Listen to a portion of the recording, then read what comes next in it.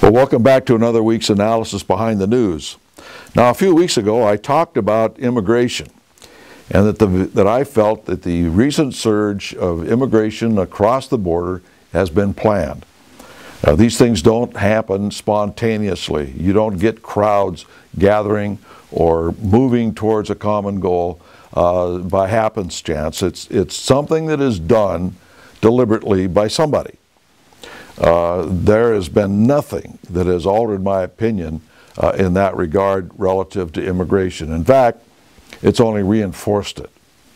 One of the things that we need to talk about in regard to this is the fact that there are a number of things that are done to be able to change society. Now, I've mentioned before that society is reflected in its government.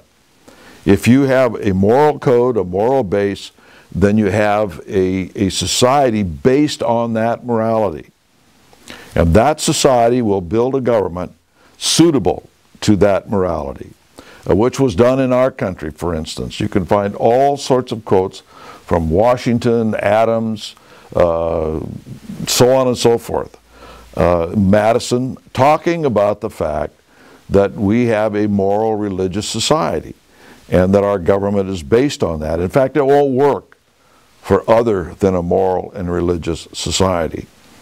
If you read the Communist Manifesto as well, you'll discover that the Communist Manifesto is a very interesting document when looked at by the view of a wordsmith, for instance. Most people have this idea that the communists are involved in a revolution. They want to have a revolution. We're going to overthrow the government, kill off a bunch of people, and then we'll all live in harmony.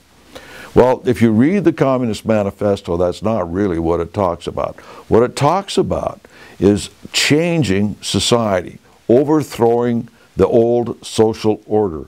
Because they know that if you've got a society, and if you don't change that society, when you effect a revolution in the government, that society will have a counter-revolution kicking you out. So they have to change society to do that. Now, there are a number of ways of doing that serve as catalysts. They are war, terror, crises, economic, natural disasters, whatever, and immigration. They know that war is the best. Now, it's not changes in society in the country you're warring against. It's changes in society in your own country to win the war. That the population will do just about anything in order to win the war. Big patriotic move. They'll have new regulations, new taxes, a cop on every corner, anything in order that they can be convinced will help win the war. They'll do it. They'll fall for it, and it'll never come back after the war to the extent of freedom that you had before the war. Like a cigarette tax. You know, you didn't have these taxes by the federal government on cigarettes until the World War II. Then they said they have a war tax, but we'll rescind it after the war is over. Lots of luck. So things like that they will impose during war, and that's just one little snippet, like a cigarette tax, will never go back to the level of freedom before the war, just the way it is. Terror is a little less of a catalyst, particularly if it's localized, but with television today, if you have a localized act of terror, say 9/11 or Boston or something like that, and then you completely saturate the news every day, terror, terror, terror. It doesn't matter where it is around the world, because it comes into the home through the newspapers, television, etc. So they can use terror as a means to change too. Then crises, economic, whatever, government can say, the economy's collapsed, we need a bailout, and on and on and on, and all the changes that have come about through these bailouts. Most people don't understand the changes that can be wrought through immigration. Now, let me read you one thing from Noah Webster. He was talking about the conspiratorial plans by something that was early on in our history called the Democratic Clubs, the Jacobins, whose agents from revolutionary France, from the Illuminati, came into the United States and started to foment revolution after the Constitution was ratified. This became a serious problem with the Whiskey Rebellion and other things. They were trying to split the country up and become either capture the whole country or at least split it up and make part of the country an ally of revolutionary France. Now, you don't read about it this way in your history books, but sorry, that's the way it was. And Noah Webster was very concerned, and so he said this.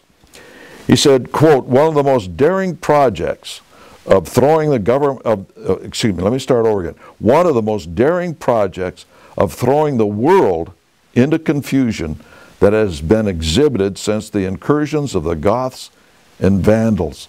Now, if you understand history and what he's talking about the project instituted by revolutionary France and this conspiracy inside the United States to literally overthrow this great experiment in freedom that our founders gave not just to the American people, but as an example for the whole world.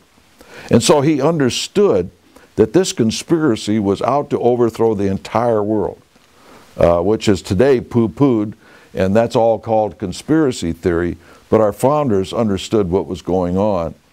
And he said, the world into confusion that's been exhibited since the incursions of the Goths and Vandals. In other words, the immigration of the Goths and Vandals and Visigoths and that sort of thing into the Roman Empire shook up the society of Rome so badly that it led to the downfall of Rome.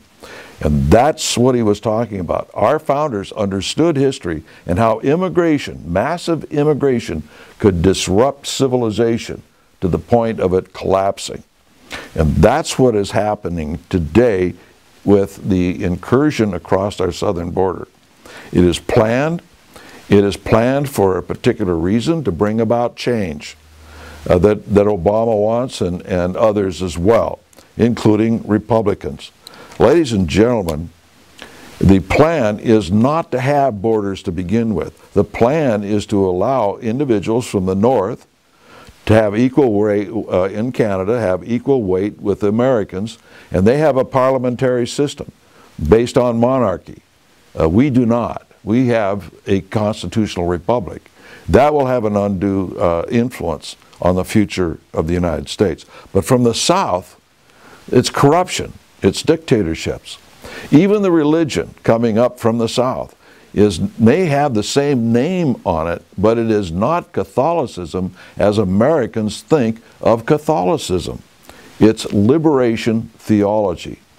The clergy in the Catholic Church south of the border, throughout all of Latin America, is involved in what is known as liberation theology. In a word, socialism. It's changing the social order. And that's what it's all about.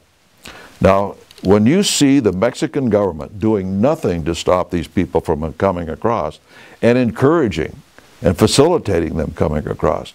A couple of years ago, they even issued a comic book for illegal immigrants to sneak into the United States and learn from that comic book how to assimilate themselves into American society and get the benefits and everything else, the free schooling, the emergency care at hospitals, and on and on and on and on.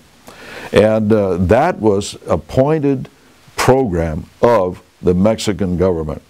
There is a plan to all of this. The Republicans are equally involved because, don't forget, it was George H.W. Bush who wanted to unify all of the Western Hemisphere through the Free Trade of America's agreement, the FTAA. And also it was George W. Bush meeting with Fox and Cretan of Canada that wanted to promote a North American Union, to merge all of the North America into one country of Canada, United States, and Mexico. Will be one country. These were Republicans. They wanted no borders and said so. You went to their website, it was obvious. They wanted free flow of people under all conditions, just back and forth. It didn't matter. Such a thing as that would be so disruptive to the American society that it would disrupt our government, our form of government ultimately, but the decisions that would be made and everything else would be based on the population that we would have within our country which would then be in North America. These are Republican programs as well as Democrat programs. And that is the purpose behind all of this immigration. It is to disrupt, it's to change society, and once you change society, it will change our government. It's really very simple. Until next week, we'll see you then.